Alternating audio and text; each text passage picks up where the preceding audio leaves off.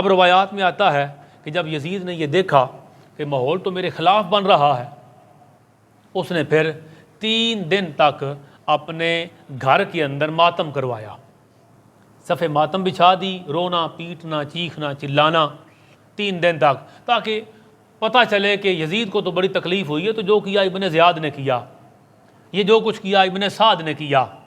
یہ باتیں بڑی ذہن نشین کرنے والی ہیں کہ جو لوگ آج یزید کے حق میں بول رہے ہیں اور یزید کو پاک اور صاف کرنے کی کوشش کر رہے ہیں، میں نام نہیں لے سکتا، پھر آپ کچھ دوست ناراض ہو جائیں گے، ہمارے اہل سنت کے بڑے بڑے مفتی یہ جملہ بول رہے ہیں کہ یزید کا تو کوئی قصور نہیں تھا، اور وہ کہتے ہیں ہمیں تو کتابوں سے نہیں ملا کہ یزید نے حکم دیا تھا مارنے کا، جبکہ میں تاریخ یعقوبی کا وہ خط آپ کو پہلے خطبہ جمعہ کے اندر میں آپ کو وہ بتا چکا ہوں کہ اس نے یہ آرڈر دیا تھا۔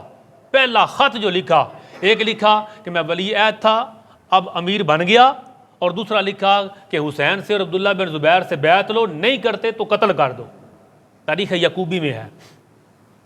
تو یہ انہیں نظر نہیں آتا، وہ کہتے ہیں اس نے تو کوئی حکم نہیں دیا۔ تو ایک تو اس بارے میں آپ کو میں عرض کروں کہ آج جمعہ ہے، کل ہفتہ، پرسوں اتوار اور ترسوں سوموار، 3 دن اس سبجیکٹ پر۔ ابھی یہ سمجھے کہ جو ہماری اسلام کی پوری تاریخ ہے نا، اس تاریخ میں پہلی مرتبہ یزید کے کفر پر ایک کتاب لکھی گئی ہے، اور لکھنے والے ہیں شیخ الاسلام ڈاکٹر محمد طاہر القادری صاحب۔ یعنی یہ تاریخ میں پہلی مرتبہ علماء کا موقف تھا۔ آپ کو یاد ہوگا پچھلے سال یہ خطبہ جمعہ میں نے پڑھایا تھا، اور یزید کا کفر میں نے بیان کیا تھا، اور اس کی میں تھوڑی سی اگر آپ کو موٹی سی بات بتا دوں تو آپ کے لیے وہ بات تازہ ہو جائے گی کہ یزید کا جو عمل تھا وہ کفر کیسے ہے۔ وہ کفر ایسے ہے کہ لوگ امام علی مقام کے قتل کو، امام علی مقام کی شہادت کو نفس انسانی کے طور پہ لیتے ہیں۔ ایک بندہ مارا گیا، نفس انسانی کا مطلب ایک بندہ مارا گیا، وہ کہتے ہیں ایک بندہ مارا جائے، کافر مارا جائے یا مسلمان مارا جائے تو قتل کرنا کفر نہیں، کبیرہ گناہ ہے۔ اور یہ ہے بھی اسی طرح بات، عام انسان کو قتل کرنا، مسلمان کو قتل کرنا، یہ کفر نہیں، یہ کیا ہے؟ کبیرہ گناہ۔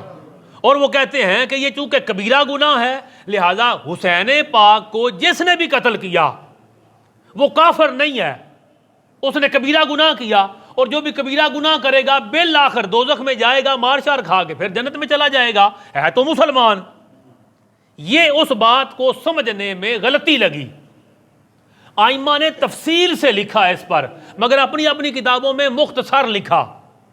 حضور شیخ الاسلام ڈاکٹر طاہر القادری صاحب کا کارنامہ یہ ہے، انہوں نے تاریخ میں 1400 سال میں پہلی کتاب لکھی، وہ ابھی مارکیٹ میں آ چکی ہے، اور اس کا جو انٹرویو ہے طاہر القادری صاحب کا وہ کل صبح 7 بجے لگے گا چوی نیوز پر، پرسوں اتوار کو بھی لگے گا، ترسوں سوار کو بھی لگے گا قسطوار، جس میں وہ اس کتاب کا تعارف اور اس میں سے دلائل پیش کریں گے کہ جو یزید تھا وہ کافر تھا، اور یزید کا کفر بیان کیا جائے گا۔ اور اس میں ایک دلیل جو میں آپ کو دے رہا ہوں وہ یہ کہ امام علی مقام کا قتل نفس انسانی کے قتل کے طور پر نہیں دیکھا جائے گا، مصطفیٰ جان رحمت کی اذیت کے طور پہ دیکھا جائے گا۔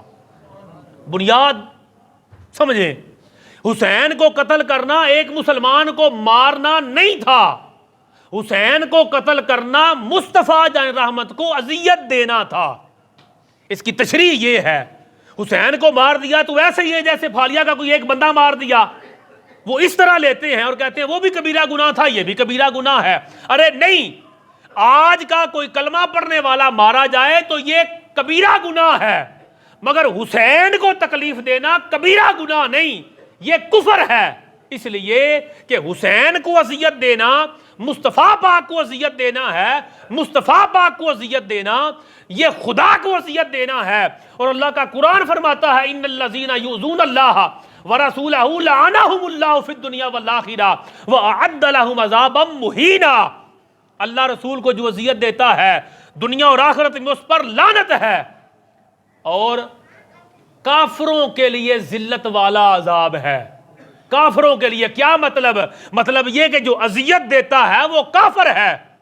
اللہ رسول کو اذیت دے، حسین کو اذیت دے، علی کو اذیت دے، فاطمہ کو اذیت دے، تو یہ اذیت رسول ہونے کی وجہ سے کفر ہے. اور مزید دلائل لینے ہوں تو انٹرویو انشاءاللہ کل پرسوں ترسوں 3 دن وہ آئے گا، وہ لیں. 500 صفحات کے قریب وہ کتاب پرنٹ ہو کے آ چکی ہے، اس کا مطالعہ کریں. اور یا اتنی بات عقیدے کے طور پہ ذہن پہ رکھ لیں کہ امام علی مقام کا قتل کرنے والا، قتل میں ساتھ دینے والا، قتل پر راضی ہونے والا یہ مسلمان ہو سکتا نہیں. یہ کلیئر ہونا چاہیے.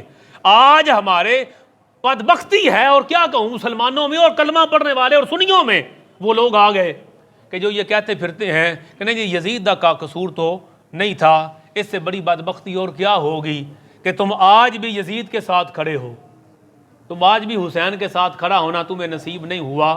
اور ہم تو یہ اللہ کی بارگاہ میں دعا کرتے ہیں کہ مالک ہمیں حسینی لشکر میں اور جو حسینی لشکر کے خادموں میں اور خادموں کے طلبوں میں اللہ ہمیں آج بھی اور قیامت کے دن بھی مقام اور جگہ عطا فرمائے.